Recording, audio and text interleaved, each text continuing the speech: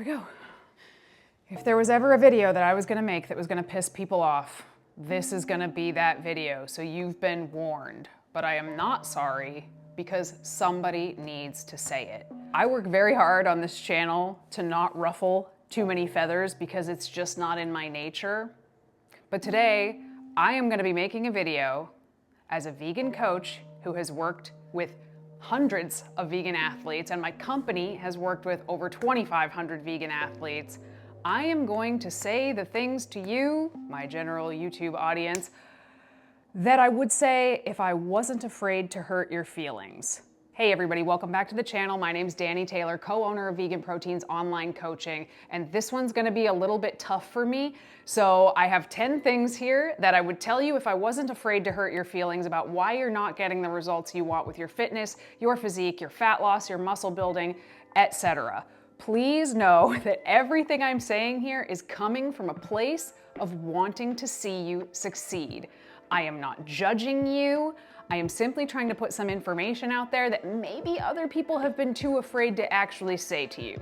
And maybe even I've been too afraid to say it on this channel before. But I feel like I get enough messages of people having a hard time with these things that maybe me putting this out there will help prevent people from getting stuck in the future. So if you're a vegan who is looking to improve their physique, whether that's get fitter, lose body fat, build muscle, even extreme goals like compete in bodybuilding or powerlifting, go ahead and hit the subscribe button because we put out new videos every single week with videos like this one that are education-based. We put out recipes, we put out meal plans, we put out tips and tricks, and so much more. So if that's something you're interested in, be sure to hit subscribe because I think you're gonna like it here. This one's kind of long. I'll shut up so I can talk more. What? Okay, let's get into it.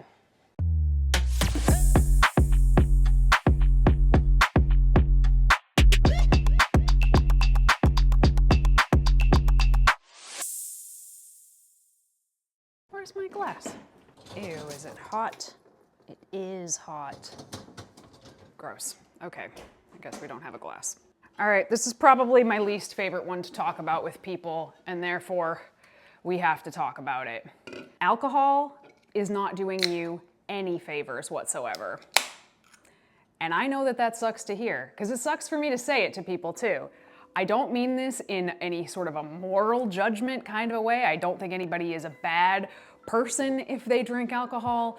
I am simply talking from the perspective of a vegan coach who has seen people get stuck with their goals, not know what is going on, and this is playing a large part of it. Well, not this specifically because it's non-alcoholic and it's actually delicious. So let's talk about how and why. 1, alcohol has calories. It's actually got a lot of calories, but sometimes those calories can be kind of hard to find if you're looking it up in MyFitnessPal.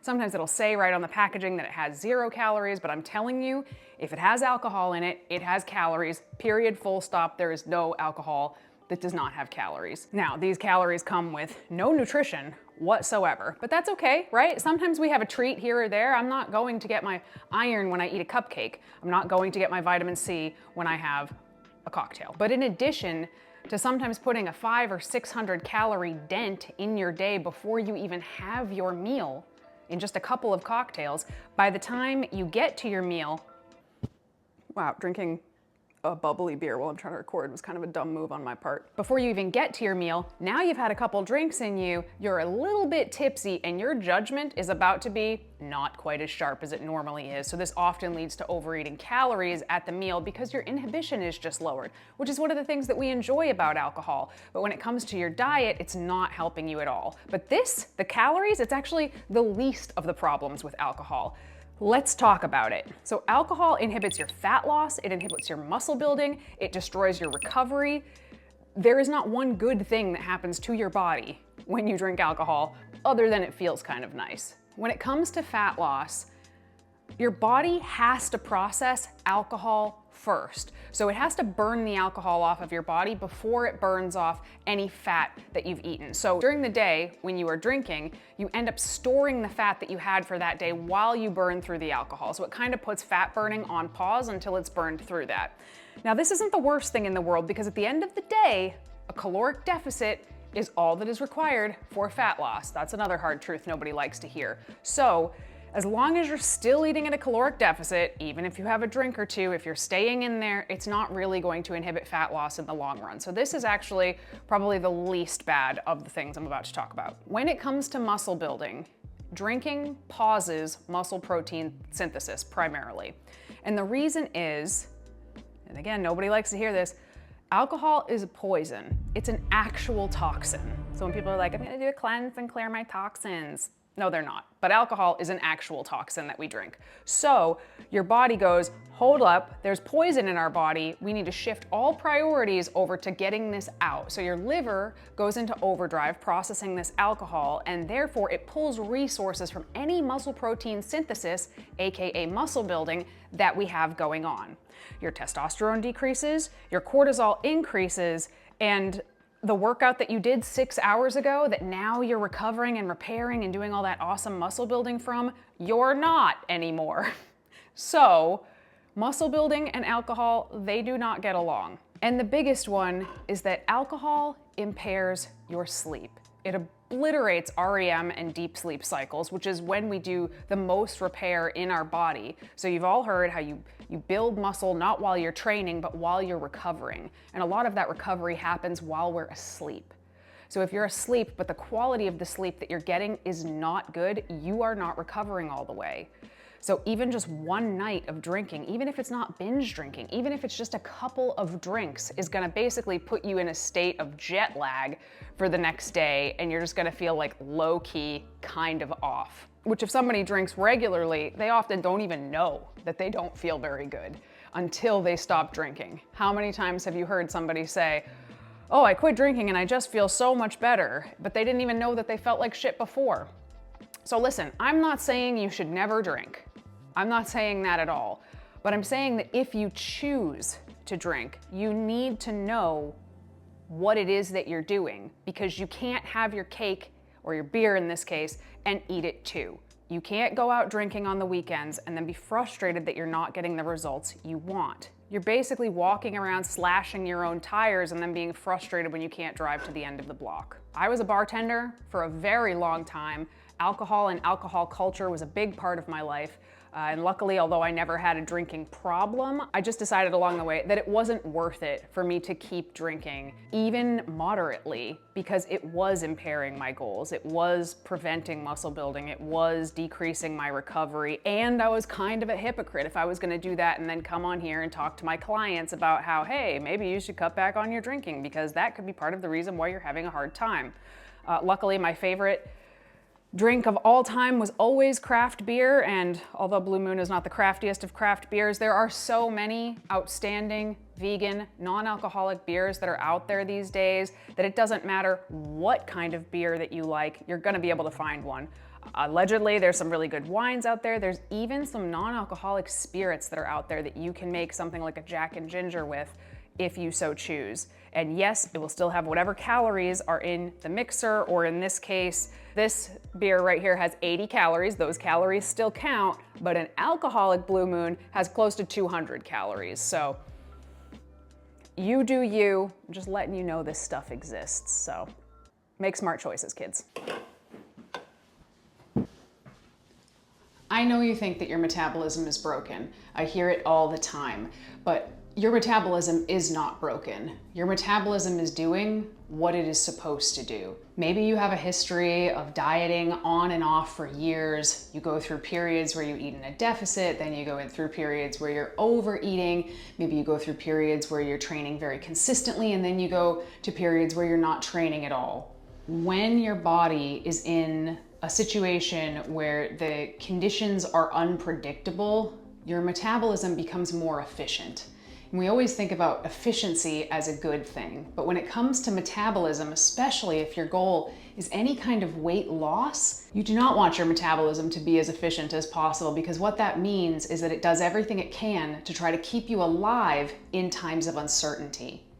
So what you need if you feel like your metabolism is broken is you need consistency. You need to put your body in a situation where it comes to know what to expect.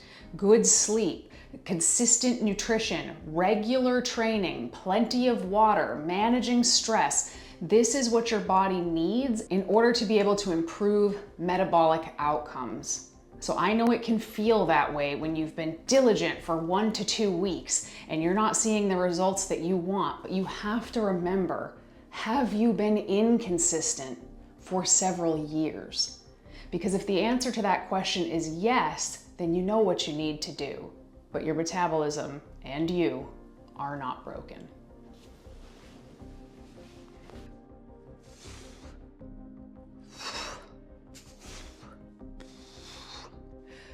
This one's really simple. You're lifting like you don't want to change your physique. And here's what I mean by that. The number of people who come to me and I say, tell me about your training routine. And they'll say something to me like, well, I use 10 pounds for arms and 15 pounds for legs. When I hear that, I know that somebody does not understand what they need to be doing to progress. First of all, your arms or your biceps, your triceps, maybe your shoulders, but you also train your chest, you train your back, you could train your forearms if you wanted to, and there's all of these different requirements of stimulus for each of these muscles. I can row a heck of a lot more than I can lateral raise. So if I'm using the same weight for both of those exercises, I am doing myself a huge disservice. The same thing goes for the lower body. So if you've been training with the same weights for a really long time, or you haven't changed the amount of weight you're lifting in months or years, your body is not going to change. The way that your body changes is progressive overload, lifting more weight over time. You have to be getting stronger if you want to see your body change. Now, there's a lot of different ways to do that, but you cannot be just sticking with the same weights forever and expecting your body to respond differently. It needs new demands placed upon it in order to progress. But that doesn't mean you should program hop, and we'll get to that in a minute.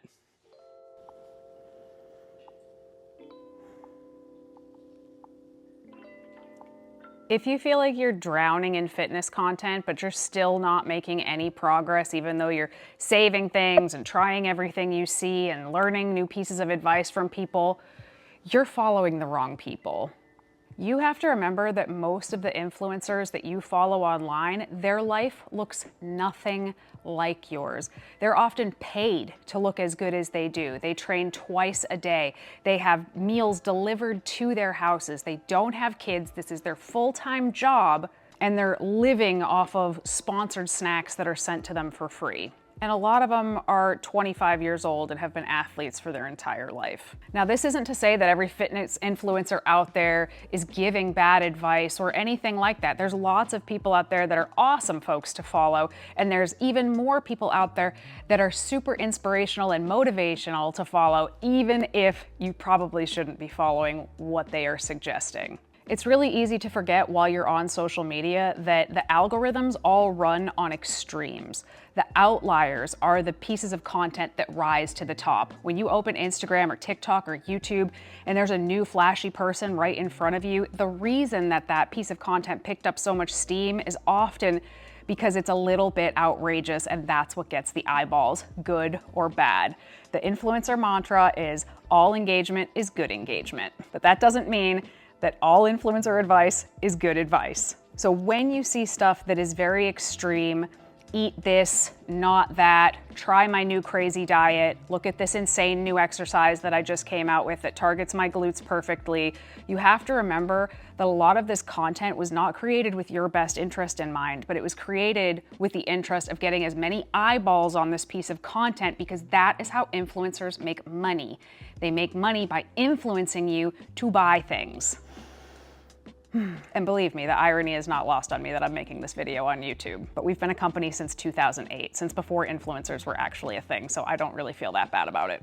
Meanwhile, the coaches and fitness folks out there who talk about kind of boring stuff, that's the real advice. That's the stuff that works. That's the stuff that has always worked, but it's not sexy, it's not exciting, and it does not get boosted in the algorithm. So unfortunately, a lot of the times, you're not even seeing it. And the kicker of all of this is with all of the conflicting information that is out there, the more confused you feel, the more likely it is that you're following too many people who don't actually know what they're talking about. And also when someone's making content for an internet platform, you have to remember that they're talking to a general audience. They have to be speaking to kind of the everyman or every woman. They're not talking to you. They don't know your specific situation, and you yourself are an individual, and therefore the things that you might need to do to reach your goals could very easily be different than the general information that someone's offering to a larger audience. And that is even true on this channel. Like, we give advice to what we think will work for most people, but there's still lots of people that are not most people. You might not be most people, and that's okay. That's why making sure that you're getting proper information that's tailored to you can be so important. So if your feed is stressing you out more than it's supporting you, it's time to go unfollow some people. And if you're watching somebody and their information sounds like it's too good to be true, it probably is. And I didn't even touch upon, if you're comparing yourself and your body and your results to the results of full-time fitness influencers, just stop, full stop. Don't do that, it's terrible for you.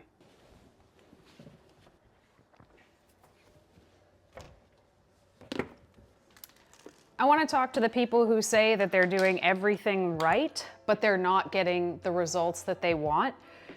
You're not going to like this. Nobody likes to hear this. But if you are not tracking your food, you're really setting yourself up to have a much harder time than necessary.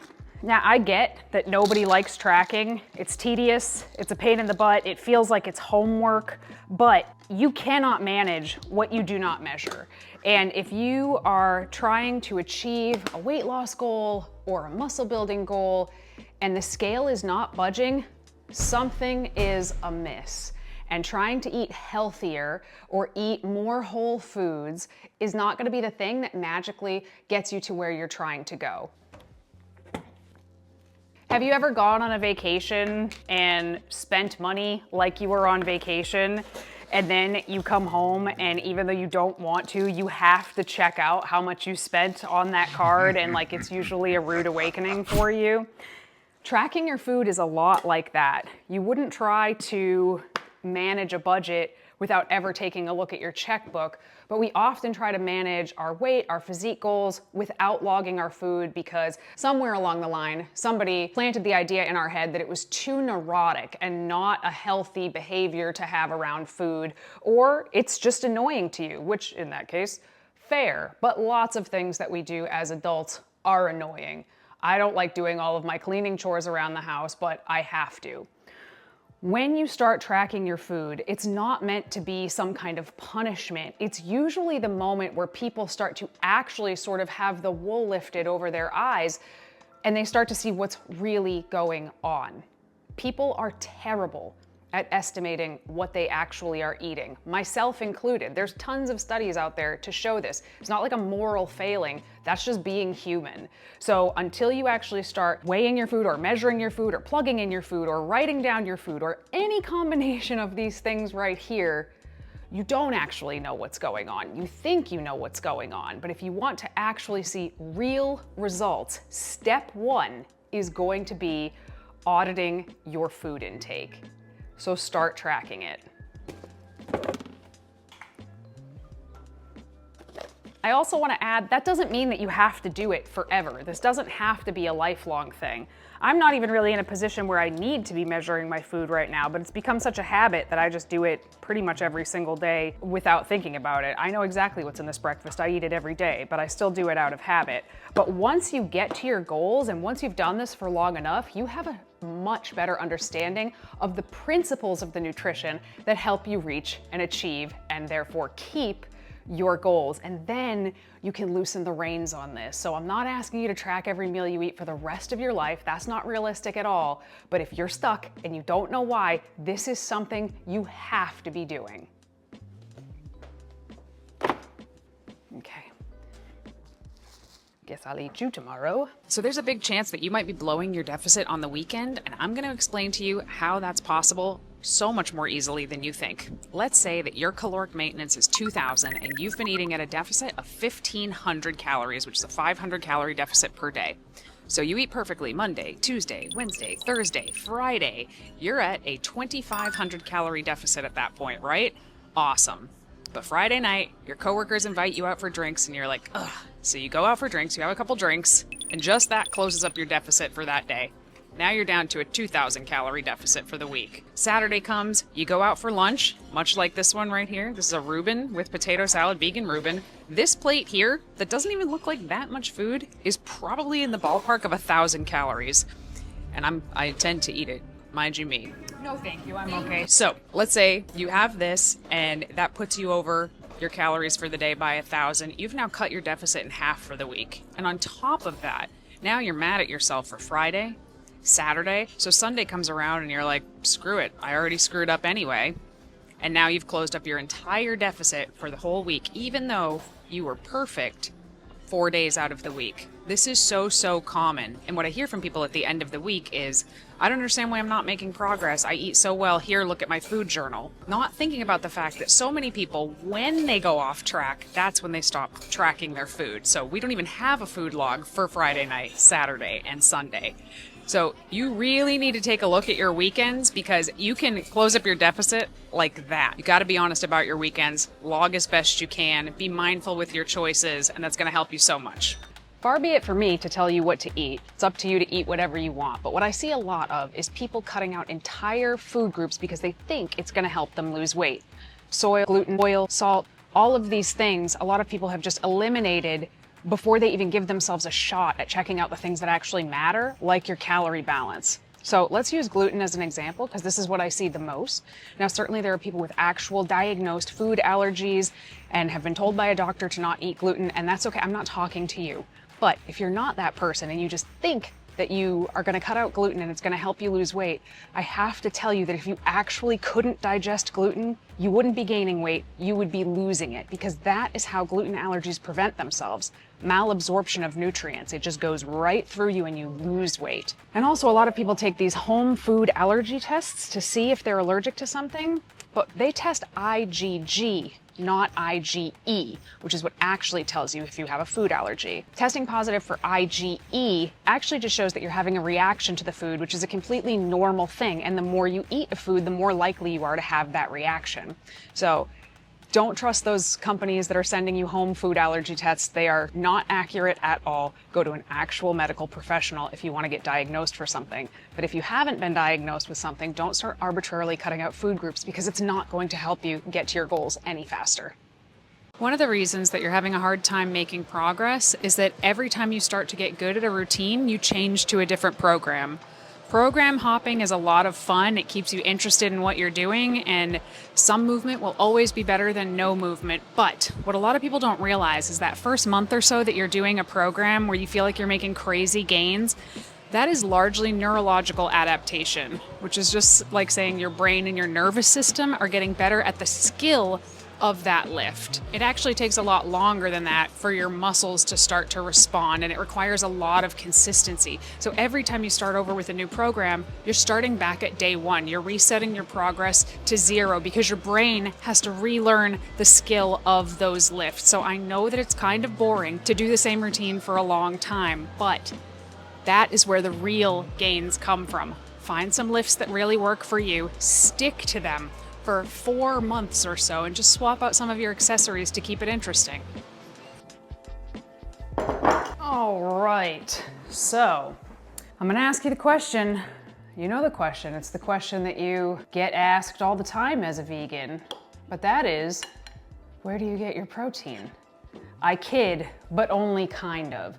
So protein matters, guys. And if you're poo-pooing the idea away that you don't need to focus on protein, but also you're frustrated that you're not getting the physique you want, these two things are connected and you gotta think about it. Now, just so vegans don't think I'm giving them a hard time, I've been vegan 25 years and I meet non-vegans constantly who think they're getting a ton of protein, and then I look at their food logs and they're not getting enough. So all of this to say, you don't have to eat protein like a bodybuilder. You don't have to be eating 150, 200 grams of protein a day, but you have to know how much protein you're eating if you're trying to change your physique. This goes back to tracking your food.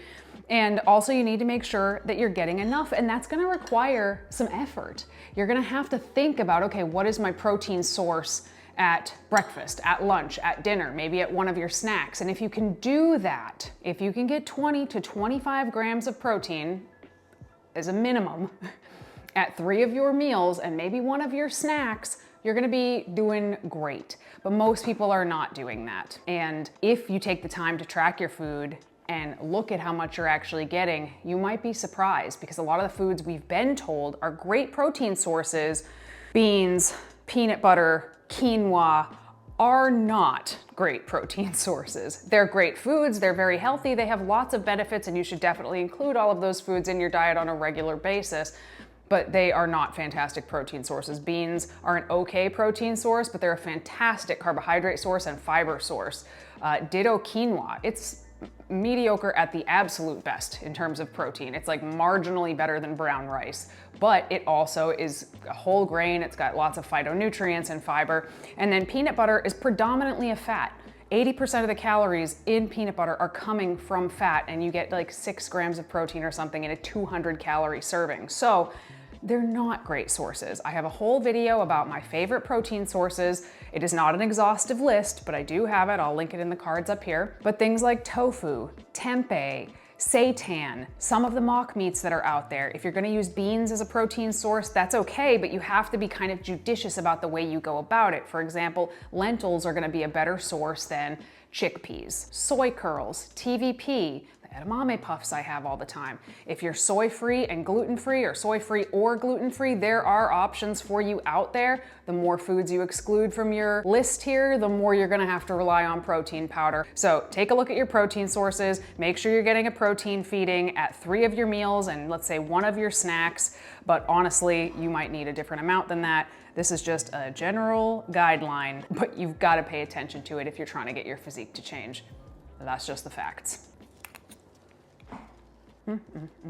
This is actually dinner. Okay.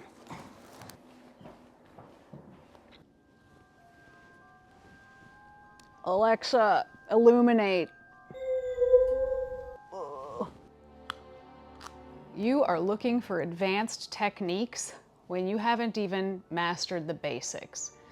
If you do not have your sleep in a good place, where you consistently get 7 to 9 hours a night, if you're not managing your stress on a regular basis, hydrating, eating proper nutrition, and training consistently, and I mean this with all due respect, you have no business asking questions about supplements, meal timing, intensity techniques in the gym, things like intermittent fasting, all of these sort of extras that really don't add to the big picture more than 1 or 2%. You are not seeing the forest for the trees.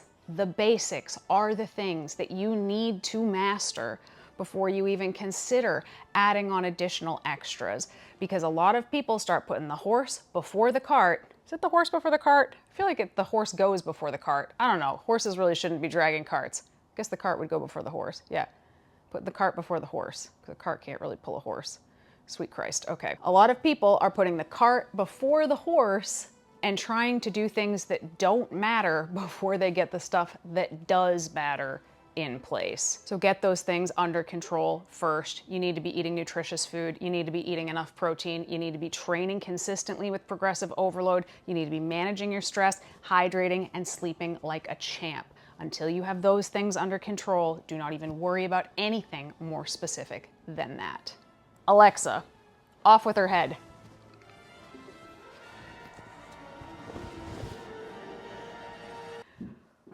Whew. All right, guys, that was a lot. So let me know what you think. Hopefully I didn't actually hurt anybody's feelings, because I would never want to do that. But hopefully some of you are gonna walk away with maybe a little light bulb moment of something that you could be doing differently. But if anything kind of perked up an eyebrow or anything and you'd like to know more, or you're a vegan who actually wants to do any of the things we're talking about here, get in better shape, lose body fat, build muscle, feel better, look better, all of that. That's what we do at Vegan Proteins. That's what we've been doing since 2008. You can go ahead and fill out a coaching assessment down below, and you will hear back from myself or one of the coaches within a business day with a video made specifically for you, depending on what you say there. We would love to be a part of your journey, so you can go ahead and do that there. And if you like the video, Please don't forget to like the video, subscribe, hit the bell. These things help us so much. These are all things I'm supposed to tell you to do at the end of a YouTube video. We will talk to you soon. Bye.